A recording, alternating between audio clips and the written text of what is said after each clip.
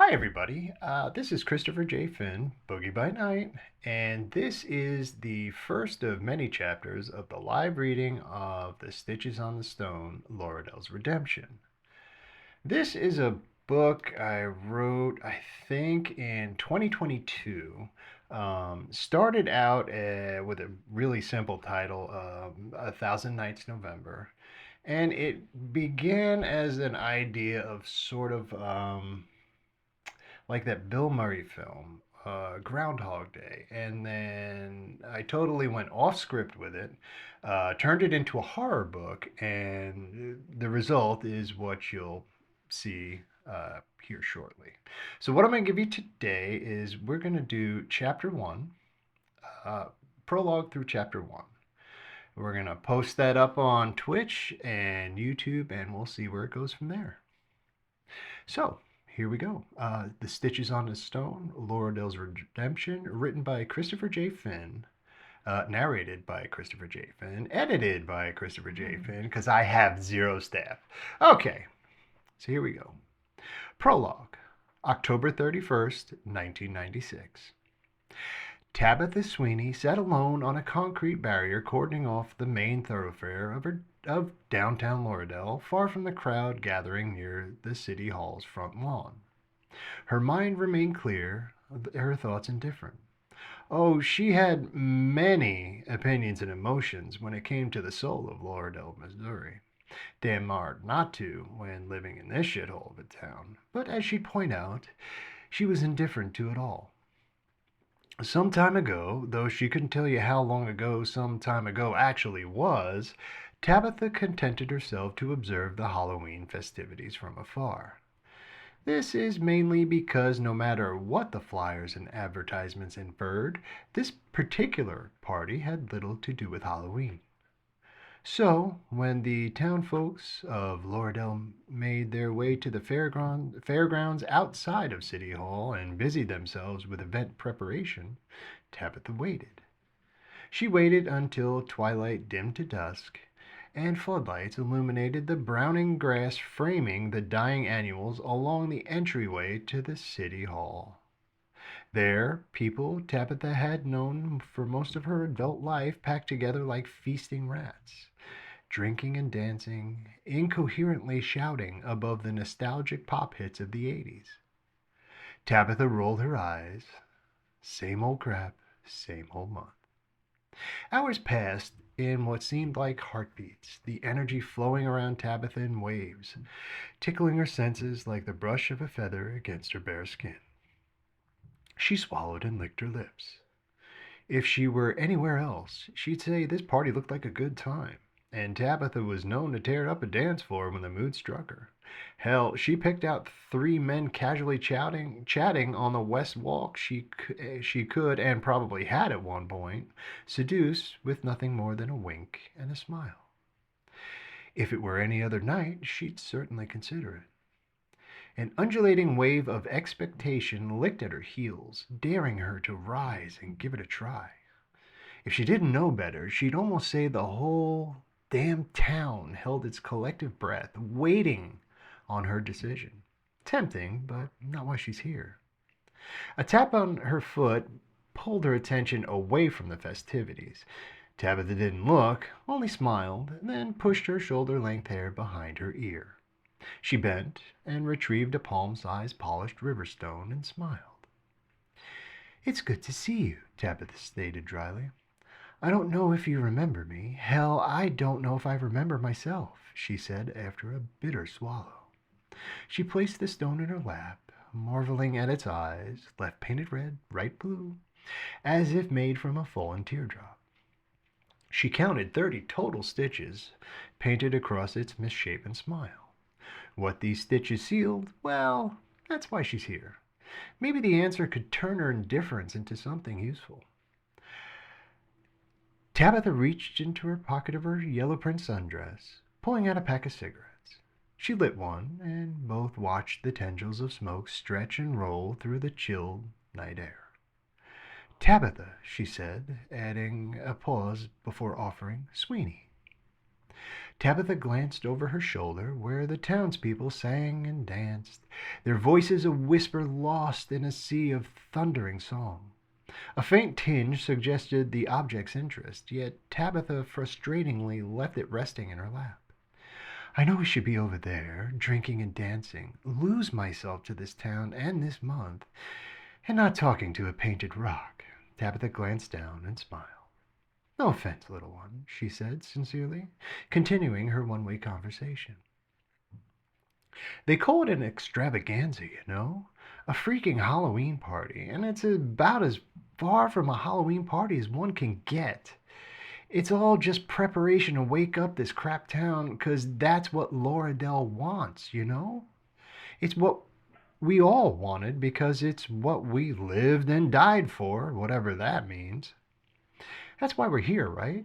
To serve this craptastic town? Tabitha asked. The stone didn't respond, at least not in the way Tabitha wanted, but she felt its projected sympathy.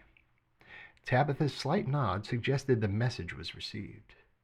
So that's what they do, Tabitha confessed. She stood, then turned so both could scrutinize the party spilling into the streets before them.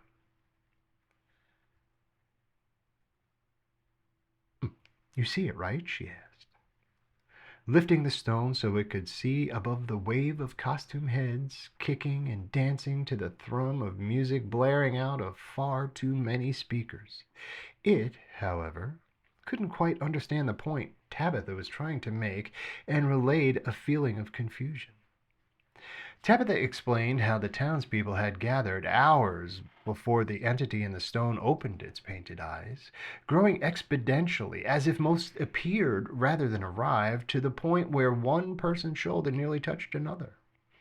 Next, Tabitha scanned the lawn and the adjacent streets, did I go one too far? Lifting the painted stone, sorry about that, above the crowd of waving hands, offering a bird's eye view of Laura Dell's building excitement. None of it said Halloween. All of it pointed to the 1st of November. They all serve, the little entity projected, and Tabitha nodded in agreement. You can hear me. I can, Tabitha replied. At least I can now, she clarified. Who do they serve? The little entity asked in a small, curious pitch. I can't tell you who, little one. Just settle with the town for now, Tabitha stated coldly, offering no further clarification. Tabitha turned to gaze into the little entity's painted eyes, and it rewarded Tabitha with an image of its projected smile. I did too. Serve, I mean. I suppose I enjoyed it for a time. I suppose we were on a mission to save souls, she chuckled. Do you remember? Tabitha glanced into the small entity's colored eyes and sighed. No, I suppose you don't. You never do. Just like the rest of us. Except I do, even when I don't want to. Service to Lauradel means I get to submit, body and soul. It doesn't matter that it hurts. You're just supposed to bear it, even like it. You have to, no matter. Tabitha shook her head. The muscles around her jaw pulsed, and she swallowed hard. I have so many scars. I've died so many times. I don't want to do it anymore. I can't. Tabitha wiped a tear from her eye and turned away, facing the festive crowd again. A patch of floodlights sparked to life at the far end of the gathering, illuminating a recently constructed stage.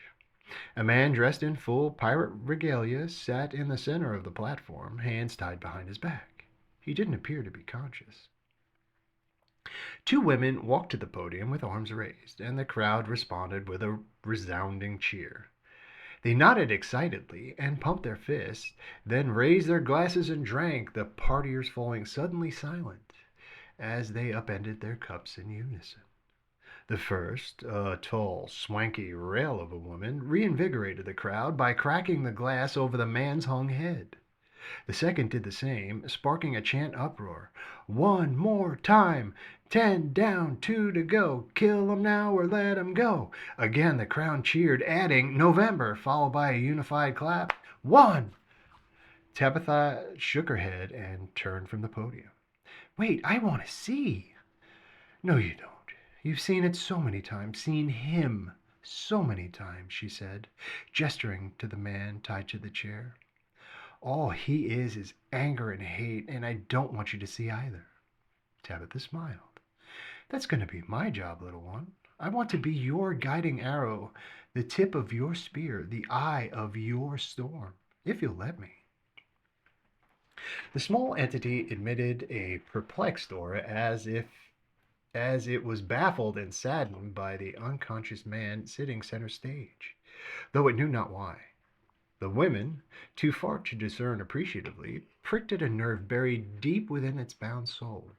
It didn't like either of them, just like it didn't like the dark aura of this town, nor the feeling that it grew weary of those residing within its borders. It projected its frustration, causing Tabitha to shift uncomfortably and stow an urge to scream. A feeling of rage enveloped them both, and Tabitha suddenly understood that the little entity wanted, nay, it needed, to heal this town. Tabitha swallowed, forcing down a building pool of bile as her mind slipped into what she later described as a raging storm. It's you, isn't it? Tabitha asked. You're pulling me in. The painted stone refused to answer and offered Tabitha an exhilarating moment where she could swim in a pool of their combined emotions. The painted stone attempted to fuse and extend their consciousness, careening through the crowd, sifting through mind after mind, encouraging the partygoers to live and ignore the town's demand to serve. Their conjoined minds were collectively snubbed, as if these scurrying ants could do nothing beyond feeding the town's hunger, following a route so far beyond Lordel's original path they'd likely never find their way home. Their souls were lost, their minds tortured. All they knew was what Tabitha felt when she gazed upon her neighbors: hate, betrayal, isolation, and desperation.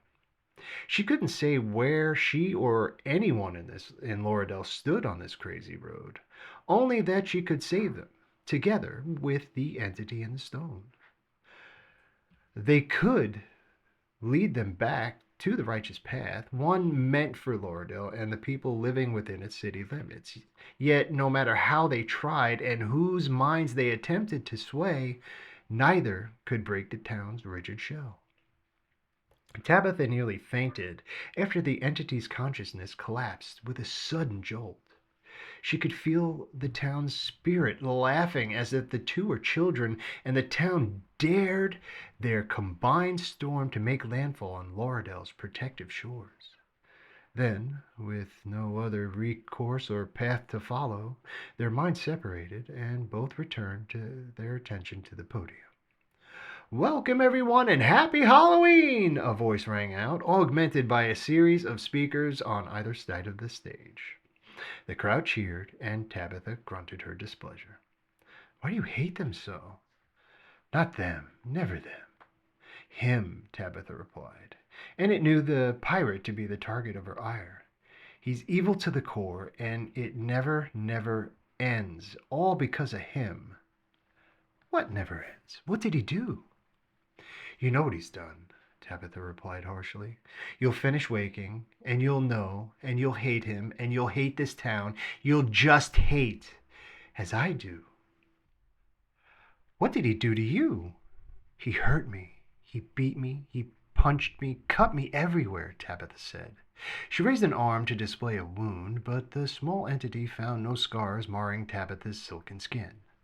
Tabitha shrugged, sensing its confusion, continuing as if the point was made. But it wasn't the pain. I can always deal with that. It's an old friend, you know.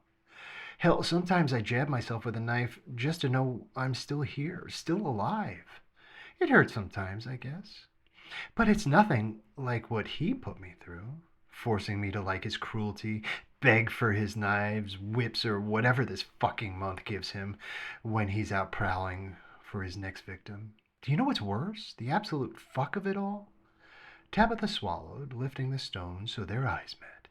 The town encourages it, as if his cruelty is a testament to our free will. All that does is blanket the truth of this place, and god damn it, no soul here should ever be redeemed. No soul here shall ever be redeemed. Sorry. Christ, I want him dead, truly dead this time, and I want this damn town to serve me for once. Tabitha covered its painted eyes when she balled her hands into a fist, slamming the small entity's body against her thigh in a single, frustrated thump.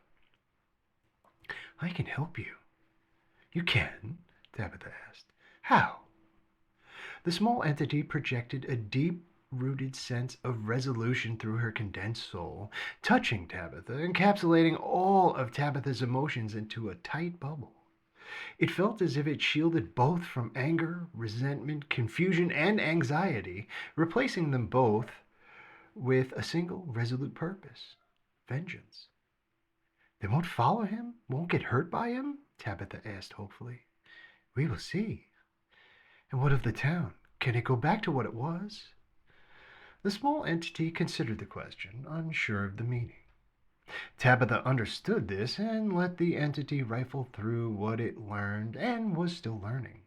Finally, it decided the town could return to its ordained path with some help. Tabitha nodded. Thank you, she said earnestly, raising the stone, both facing the unconscious man while those who mocked him lifted their drinks and toast. Tabitha turned from the crowd, disappearing into the shadows of the night. She marched past passers-by with a bump of the shoulder or push of her hand. She did not offend and passed unnoticed. Eventually, the streets fell silent. The buildings gave way to apartments that gave way to homes until she reached the corner of a quiet street lined with aged vehicles. Rust-painted door panels, grills, and fenders. If she passed a hubcap, it lay on the cracked sidewalk or blocked a storm gutter. She walked to a chain-link fence, a single light kissing the chip-silver paint emanating from a small window beneath a rotted roof gable a story above her head. Tabitha lifted the stone with the 30 painted stitches and kissed it, placed it face up beneath the gate so the little entity might gaze upon the starry sky above. Tabitha smiled, thanked it, and left. This little stone listened as Tabitha's footfalls faded into a soft breeze rustling a small pile of leaves somewhere behind her. Finally growing tired, the little entity trapped within the oddly painted stone returned to the void of sleep. A stitch thinned and popped into a puff of smoke. No one in the town noticed Tabitha or the stone she had carried. They couldn't or wouldn't, not when November 1st was so very near. They celebrated until the town's bell chimed midnight, then quickly dispersed, also disappearing into the shadows of the night. The two lanky women untied the unconscious man and left the stage. He rose, brushed himself off, and began walking eastward. He kept to the sidewalk, staggering about as if drunk, his mind focused solely on the cloud of steam spilling from his lips. One set of street lamps highlighted a solitary path he willingly followed. He didn't question. He didn't speak. He walked until he could walk no more, then dropped to the cold, unwelcoming ground and slept. Part 1. November 1st. Benji. Benjamin McCrum Watson, Crumb to his friends, lifted both hands to the curtainless window and flipped off the rising sun. Another day where the whole light of the morning blasted heat into his tired eyes, pulling him from a dream steeping the cups of his subconscious. It turned into a daily ritual where, rather than proactively petition his mother for curtains, he somehow cultured a love-hate relationship with the morning. He liked the extra hours offered to him, hated the lack of sleep the morning deprived him, thus leaving only a few blessed cloudy days between, and oh, those mornings were the bomb. Today, November 1st, began like yesterday, not November 1st. He opened his eyes, cursed, buried his face in his unwashed pillow, and flipped off the morning sun. Sure, somewhere surfing along the drifting days throughout the forgotten year, he was sure he vowed to tape up the window. These empty promises were like his dreams, realized, quantified, and then quickly forgotten. Today, like not November 1st, Benji would acknowledge the need after sitting up and blinking out the two haloed orbs into a decent picture of his dirty floor. He'd forget the whole damn process once his vision cleared, primed to repeat the past as he did the morning prior. Today was Friday, the day after Halloween, and the start of a glorious 3-day weekend. The town called November 1st All Saints' Day, some Christian festival the city of Lauderdale, Missouri acknowledged yet never fully celebrated. His mother called it All Hallows Hangover, probably because she, like most of the half baked adults in this town, drank themselves silly the night before. Halloween, when Benji doled out the candy to the little ones, while the adults, his mother included, gussied themselves up for the town's city hall block party. He used to call it a sucker's chore, pun intended.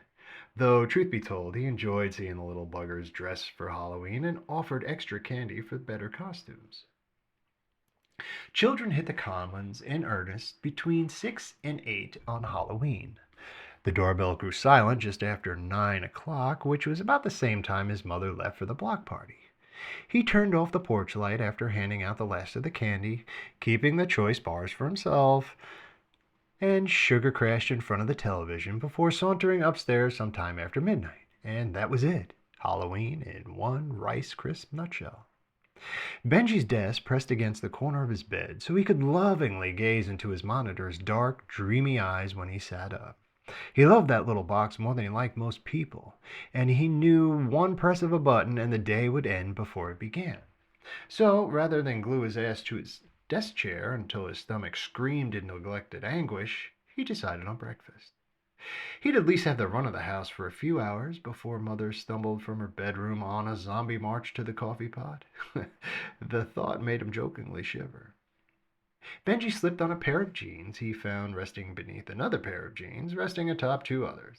He kicked through the clothing littering the bedroom floor and grabbed a shirt from a partially open dresser drawer, turned, and slipped through his bedroom door into the stairwell beyond, trotting from his room in the attic to the main floor of his home. He walked a foot or two into the dining room, centered between the kitchen and the living room, trying to shake a feeling that something was off. He couldn't place it at first, as if a bubble of stagnant air enveloped the dining room and stuck to his skin. The sensation chilled him. 3 empty cans of beer and a champagne bottle sat alongside 2 glasses on the dining room table, one bearing his mother's deep maroon lipstick. The color she wore when, well, she was going out. A half-smoked cigar lay clipped in an ashtray. He knew the brand immediately. He was, after all, Stackhouse Sam Smokery's cashier, a job appointed to him by the owner, Samantha Wasson, also known as Mom. It was one of those cheap dog rockets purchased from the bargain bin. He sighed, knowing the whole damn house would smell like wet ass for a week. A large pair of boots, or shoes that resembled boots, sat to the left of the dining room table, nearest to the hallway leading to his mother's room, which immediately grabbed his attention. He took a step and peeked down the hall towards the spare bedroom. The door remained open, the bed untouched. He turned to his mother's room and thought he could hear deep, heavy breathing. Not his mother's dainty breaths, but a bear-like phlegmy roar of a man or a goddamn monster pretending to be one. In her room. Benji fell against the door leading to the attic. He knew his mom dated. Hell, it's been years since his waste of a father left them, or so he supposed. Time, at times, seemed a blur to Benji, and he found tacking a number to anything was a fool's chore. Mom runs a smoke shop, mainly catering to men. She's decent on the eyes, so his friends say. So the idea of her dating is more of an afterthought than a concern. On the other hand, he's seen her gussied up, slinky dress heels, maroon lipstick, so yes, there was dating, dancing, and probably a little bit of fooling around. He's not a total ignoramus, but damn, she never brought anyone home before. He felt confined. Was something like this allowed to happen? Did he get a say? Benji thought he did, because he's the man of the house. Well, he's the only man of the house, which is an important distinction, and part of the 2-person team that made up Casa del Watson. Benji spent a good minute staring at the bedroom door. He wasn't thinking, per se, just running through an assortment of imagined photos of the man who, at this or any given moment, might ruin his mother in ways he'd rather not dwell on. He pictured a modest build, dark hair, maybe a suit, perhaps a sharp, maybe a suit, perhaps not, jeans, no. She never dug the whole rugged, outdoorsy type of man. She liked her men clean and sharp, a slap the cuff of your pants, starch in the shirt type of guy. The final image burned into his mind's eye was a blurred image of what he assumed was his father. Shit, it seemed like everything schoolwork, memories, dreams, last night's dinner just disappeared from memory. He sighed, shook his head, then passed through the kitchen. Benji grabbed an apple and his leather jacket from a hook by the back door and stepped outside. Better to deal with this another day when Mom was alone. The sun, still young in a vibrant blue sky, cast long, arcing shadows over the trim weeds of his backyard. Mrs. Holy, bundled in a nylon down jacket, gloved hands cradling a steaming mug of coffee, offered a barely audible "Hello, young man" from her porch next door. Tippy, Mrs. Holy's aged Yorkshire Terrier, turned, growled, then continued the morning business of marking anything standing upright with a spot of urine. These were times when Benji wished the barrier between homes was something other than a chain link fence. So Benji waved, turned, and huffed his way to the front yard. Benji stepped up to the stoop of his front porch and sat, glancing periodically at the living room window. I wasn't sure what he hoped to see, Mom appearing with a coffee in hand, picking up those boot shoes and tossing them in the trash. Maybe she'd join him outside for a gay chat in the front porch. Perhaps she'd content herself to sit at the dining room table. It didn't matter what she was doing, as long as she was alone when doing it.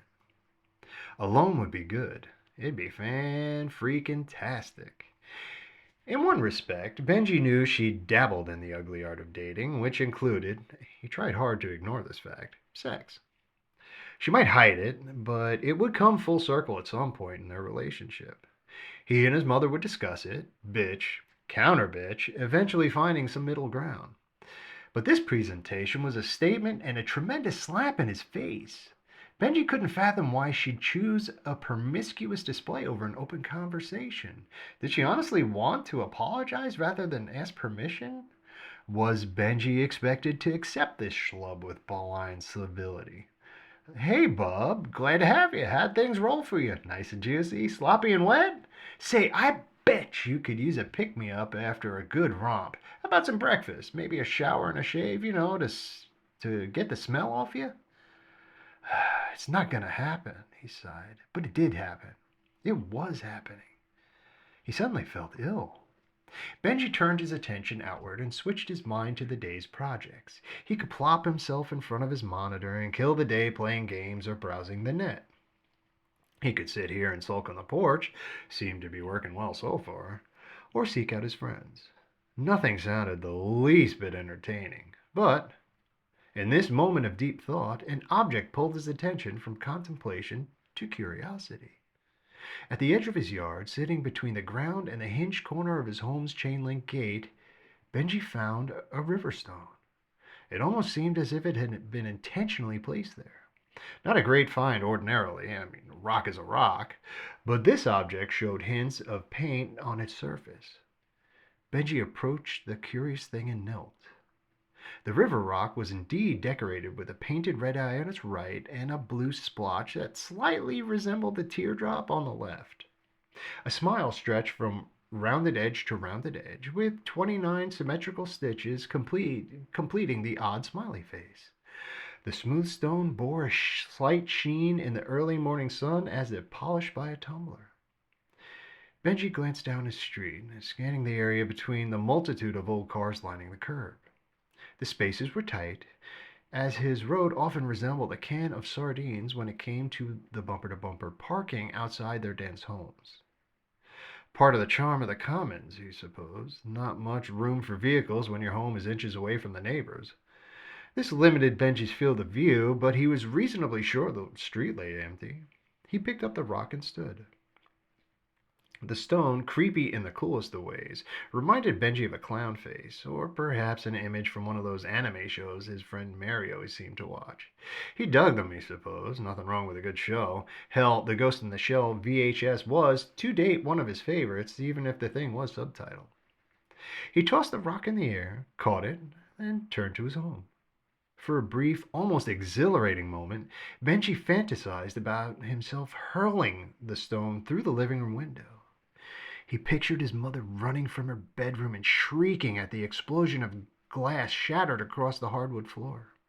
Her new lover's naked form would appear, prick dangling like a limp sausage, arms flexed as if he was ready to pounce and impress his distressed maiden. He'd roll in like a knight in shining armor, glass cutting both his feet, fall to the floor, and scream like the little bitch Benji imagined him to be. An unlikely but enjoyable scenario, Daydreamer's prerogative. Holding this stone felt purposeful in an odd sort of way. The idea that he could hurt the person defiling his mother, whoever he was, seemed almost orgasmic in nature. And for what exactly? Spending the night with his mother? Well, yes. Why the hell not? Benji dug the idea of throwing the stone at or through something. He considered beaning the old bastard diddling his mother right between the eyes, which brought on a wicked, broad smile. Benji glanced at the window, then down at the stone. He'd be well within his rights to act out, even if the purpose was self-serving. "Here's what I think about you screwing that guy, Mom," Benji whispered. The stone, oh, wow. If Benji didn't know any better, he'd say it agreed with him. But no, no, no, no, that's not what rocks do. But this one did. It took Benji a moment to forcefully override his building aggression. Instead, Benji resolutely walked to the center of the street. All questions he had about the stone, where it came from, who put it there, who painted it, and why the rock was playing hell with his emotions, none of that mattered. Benji tossed the river rock over his shoulder and walked to the front door, burying those questions right next to the file of morning sun promises he'd never keep, committing to a full day behind his computer screen. The stone rolled and turned to face Benji as the door closed behind him. It sat upright and slowly rocked, its teetering painted eyes imparting a sense of understanding, accepting Benji's rejection wholeheartedly, as if Benji wasn't or couldn't be the focus of its ire. It rolled uphill, away from the Watson home, as Benji's silhouette blended into the shadows of the front porch. The river stone slipped beneath the parked cars lining Dilthey Street West, following a path now set in stone. Janice. Janice Mayfair walked her two fabulous prize-winning Pomeranians, Cherry and Blossom, along Dilthey Street at 9 a.m. every weekday morning. Exercising while donning a Halloween hangover was no exception. Janice stepped off her duplex porch and searched for a handhold to balance herself.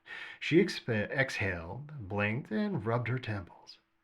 Cherry and Blossom sat patiently, both pups eyeing Janice expectantly, as if saying, "Ready when you are, lady, just lead the way." Janice looked at both of them and sighed. "I know, sweeties. Mama needs a quick breath, okay, darlings? My God in heaven, nails in the coffin." The aching pulse thumping her frontal lobe felt like a bongo drum. Last night must have been one hell of a shindig, and she wished she could remember how it ended. She recalled the Halloween concert, the keg tapping, and the dancing with Madeline and Junie. Afterward, Madeline whipped up some of her famous Manhattans. By Janice's fourth generous helping, things quickly turned fuzzy. She steadied herself on the porch, pulling a shaky breath, and burped. Bile danced at the back of her throat, and she swallowed, pushing the burn deep into her churning stomach. Nails in the coffin, butterflies in the stomach. Christ, 20 was 30 years ago. Janice fanned herself, inspecting her surroundings, and proceeded slowly up the sidewalk after ensuring no one had witnessed her gassed entrance onto Dilthey Street East. They walked west down the 2 blocks of Dilthey Street and turned right onto Davis Street, keeping the Commons to her left. The Dilthey Dive the name coined by Janice during one of her housing meetings concerning the appearance of the homes on Dilthey Street, was the point west of the Dilthey Davis intersection where the majority of the. Oh, who is she kidding? The dregs, the curs, deviants, every last one of them. These were the lowest of the low in her mind. Property value succubi who could barely scrape together enough money to feed themselves, let alone the dozens of miscreant children that seemed to sprout from their loins every other week. These low-class homes were one and two-bedroom shacks built after World War II during Lauredale's housing crisis when the boys came home. This tradition continued after Korea and Vietnam. Today, most hovels sat in disrepair as a forgotten symbol of a better time. At least that's what Charles, her husband, had said. To Janice, it was all a tremendous waste of good real estate. She marched along Davis Street, breathing a deep sigh of relief when the last of the common huts disappeared from her view. Cherry took this moment to sniff the heel of a power pole while Blossom slipped her nose between Cherry's legs. Blossom, manners, Janice stated and tugged on her leash. Blossom reluctantly acquiesced by lowering her body to the concrete. Cherry finished his inspection, and the trio continued down Davis. A click and a tap echoed off the bare walls of the sleepy street, catching Cherry's attention. He puffed out his chest and growled, let loose a sharp yip, which Blossom accentuated with three of her own. A gray river rock slid to the curb and tapped off the concrete by Janice's feet. She stepped away from the stone as it ricocheted gently off the curb, unintentionally pulling both dogs, who yelped in surprise. She stepped into the street and glared towards the commons, expecting to see a disgruntled homeowner crouching behind a car or sneaking through an adjacent yard. Janice was standing slightly above the crest of the Davis Hill, so outside of a few far-reaching rooftops, she saw no one. Those damn cave dwellers, she seethed, and returned her attention to the stone. Did someone throw that at you, Janice? Sounded from a doorway to her right. Janice turned to see Madeline Hornsby standing on her porch, peering in the direction of the throw. She wiped her hands on an apron sashed about her waist before rubbing a building chill creeping up the length of her bare arms.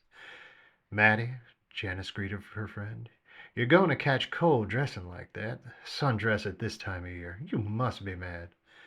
Pete keeps the house warm. I swear he's trying to bake me.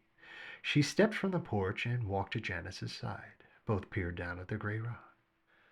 Do you think it was one of those dive rats? She whispered. I don't know, Janice replied. She scanned the area.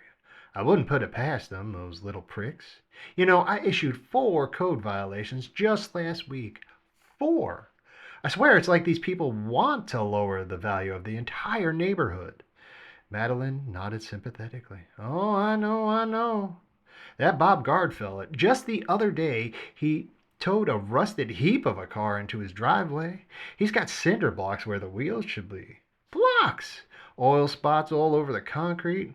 And Lizzie Beth told me she swore she saw the engine in the backyard. Not that you could see it being beneath the weeds.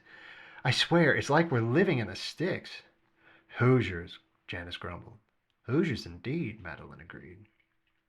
Both ladies stepped into the street and inspected the stone. Janice bent, moaned as her head swam, damn Manhattan hangover, and retrieved the rock. Janice stood, and both gasped at the painting decorating the face. That's downright disturbing, Madeline stated. She pressed her fingertips against her heart. Janice didn't reply. She was staring into the painted eyes of the stone, keying in on the blue splotch, which appeared as if it was a fallen teardrop. Janice then traced her thumb along the length of the stitched smile. She blinked. Her headache vanished suddenly, and she felt warmth spread from her fingertips down to her toes, converging at a single point near her waist. She swallowed, unaware of the dry patch of skin forming around her lips. Bits of chapped skin parted, and she tasted iron when licking her lips. Her thoughts settled into a thickening fog along the edges of her mind. She heard her name echoing distantly. Janice! Madeline shouted, startling her. Hands appeared beneath her armpits. Cherry and Blossom whimpered and backed away from her, straining to pull their heads through the gem-studded collars. Janice absently turned to Madeline, confused as to why her friend was struggling to keep her standing upright. Her legs felt jellied and her grip tightened around the stone. She glanced at the painted face, shuddered, then opened and shook her hand loose in a fit of pure disgust. Madeline caught the rock, and both women found their footing. They turned in unison towards the northeast. The warmth returned in a wave, and Janice pressed both hands to her belly, preventing this disturbing feeling from traveling any deeper. Madeline pushed into Janice and anxiously searched for her hand, interlocking Janice's fingers with her own. Janice's body loosened. She freed and rested both hands against Madeline's chest. Madeline's heartbeat raced as if she had just finished a marathon, matching Janice's high pulse. Madeline's eyes clouded and tears streaked down her cheeks. Madeline, dear, are you all right? Snap out of it. Madeline swallowed and pulled the stone to her chest. That blasted rock. Janice stood, raised her fist, and placed all of her might into a downswing and slapped the river stone out of Madeline's hand. Madeline jerked, and both women watched as the rock bounced and rolled up the hill. The stone raised itself to its side, spun in a circle, then traveled up Dilthy Street east towards her front door. The two women huddled close. Janice wrapped an arm around Madeline's shoulder.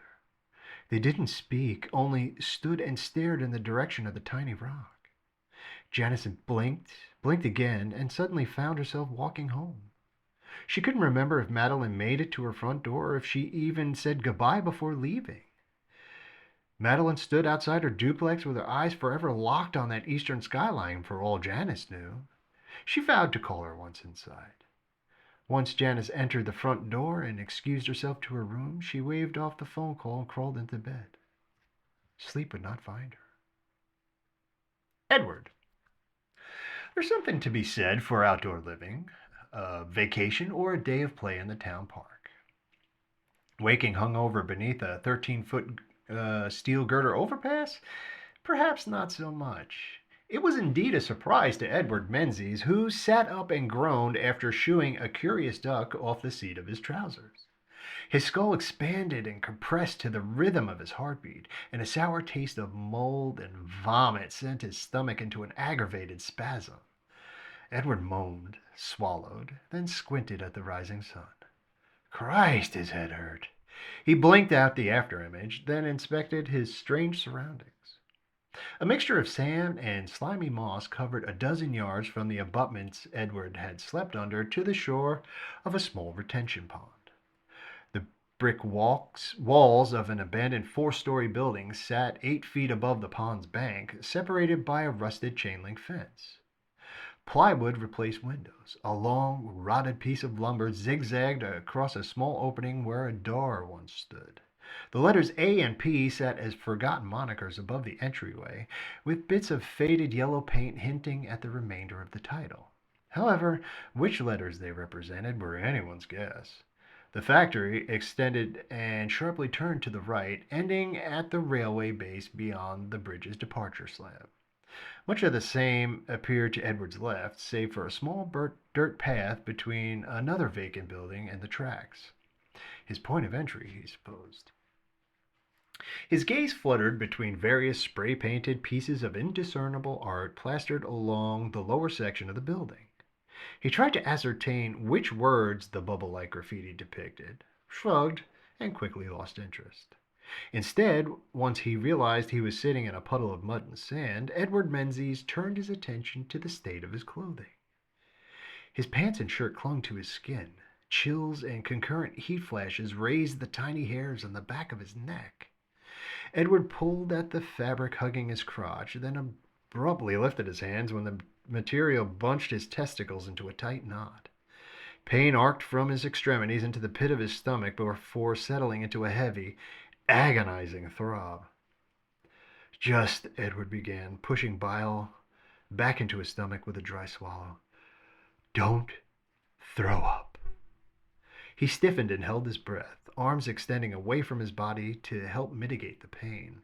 It didn't work, never worked, but Edward couldn't think of anything else he could do and resigned himself to wait until his ache subsided enough to allow a full breath. He nodded and slowly inhaled, then emptied his lungs.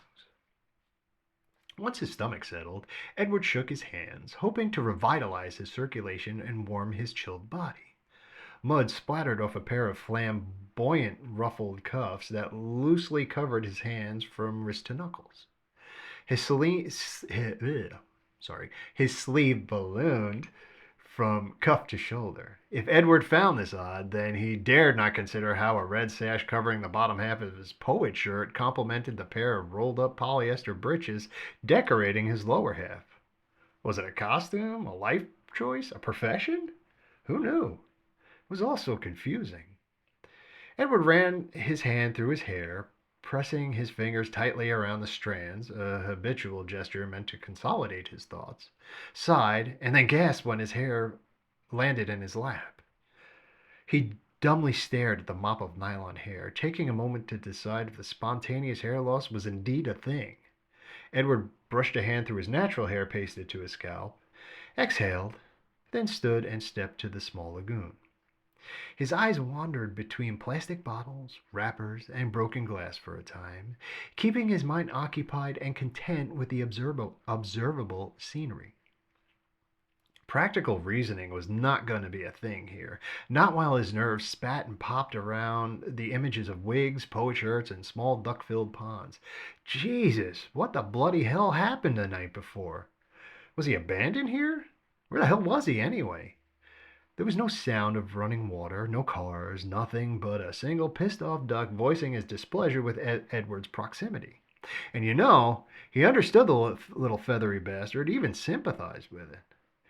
"Hey, Quacks!" Edward shouted. "You're a fellow wayfarer." He gestured to his attire. "Any thoughts?"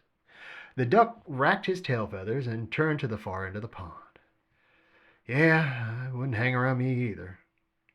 So, what now? Should he resign himself to the slow stride down memory lane, see if anything clicks? This is asinine. What the hell am I doing out here? A thought then occurred to Edward Menzies, and he slapped both hands on the cheeks of his rump. He rooted in what felt like a pocket, retrieving a small leather billfold. Inside, 3 credit cards sat snugly in the left compartment, 3 more in the right, with a Missouri's driver license displayed in the center window. The picture showed a dapper individual wearing a sports coat, white-collared shirt, 2 buttons open, and bearing a tremendously brilliant smile. He was wide-eyed, curly-haired, and handsome. Edward ran a hand across his brow, looking to feel for a match. He stumbled after a near surreal moment of spiritual separation, a dizzying sense he was 2 people occupying a single body, one looking inward at the other. It was a moment where he could see the edge of an eyelid just outside his peripheral vision. The second set of eyes could see equal amounts of the first, and all of them registered as a vivid picture within a picture.